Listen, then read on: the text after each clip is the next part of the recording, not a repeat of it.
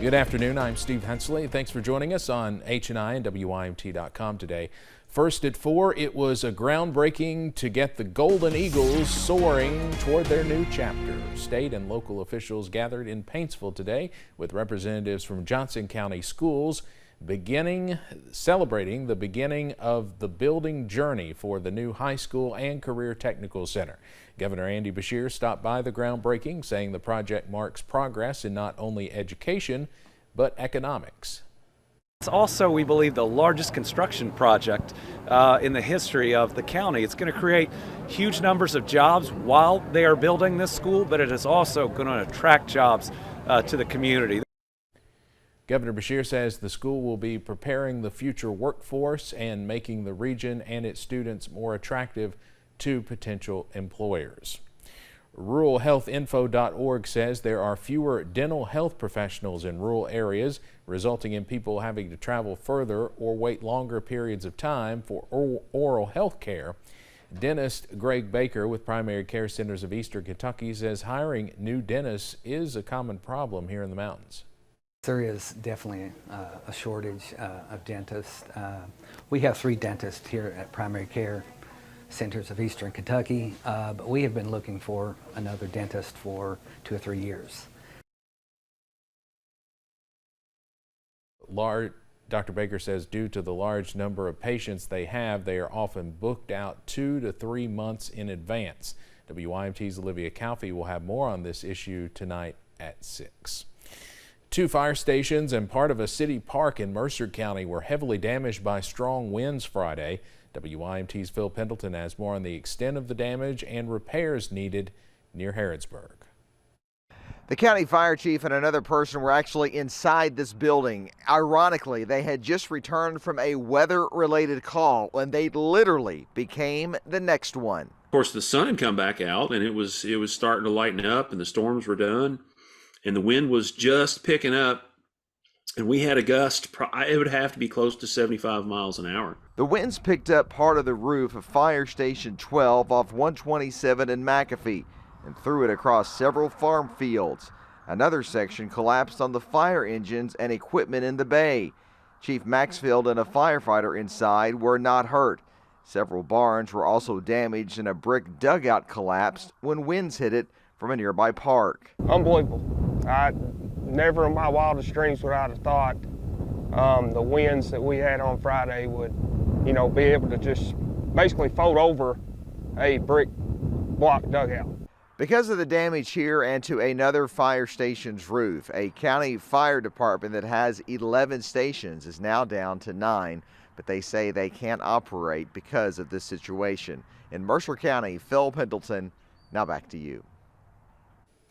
Mercer County's fire chief says insurance will cover some of their losses, but doubts they will be able to build a station the size of the current one. Quiet and cool outside this afternoon, basically the way late or early March should be. Plenty of sunshine everywhere. Here's a look from WYMT studios here in Hazard. A few high clouds in the distance, otherwise plenty of blue skies overlooking Black Gold Boulevard right now. The view from Buffalo Mountain, even fewer clouds up that way, so the beauty continues all throughout the region. And we're mild in some places, cooler in others. Where the clouds hung on a little longer, we've seen those temperatures in the middle and upper 40s, but other areas into the low to mid 50s, even 61 in Jacksboro. Next 12 hours, we remain quiet and maybe a few clouds moving in, but notice those temperatures getting closer and closer to freezing. Some folks in the region, perhaps those covered by the Weather Service office there in Morristown, Tennessee, have already started the growing season, so a freeze warning in place for Claiborne, Lee, and Wise counties tonight. That runs from tonight through 9 o'clock tomorrow morning. So if you got any of those sensitive plants, maybe you've planted early. I know some folks perhaps have. It's a good idea to either cover up those plants or bring them inside if you can, just because we're dealing with some temperatures down near freezing tonight and into tomorrow night as well. Details on when things look to warm up a touch in a few minutes. Steve? Officials confirm the 4 Americans abducted in Mexico have been located, but 2 of them are dead. One source familiar with the investigation says the 2 survivors are now in the care of the FBI and have returned to the United States. Family members say the group of friends traveled from South Carolina so one of them could undergo a medical procedure. CNN's Gloria Pazmino has the latest. 2 of the 4 U.S. citizens abducted on Friday are back in the United States after being taken to the border in Matamoros, Mexico Tuesday. U.S. officials say the other 2 Americans involved did not survive. The bodies of 2 other U.S. citizens killed in the same incident were also recovered. According to the FBI, the 4 Americans were kidnapped after they drove a white minivan across the border from Brownsville, Texas into Matamoros, where gunfire broke out between 2 rival drug cartel groups. Video appears to show gunmen loading the Americans into the back of a pickup truck. The DEA and the FBI are doing everything possible to dismantle and disrupt and ultimately prosecute the leaders of the cartels and the entire networks that they depend on.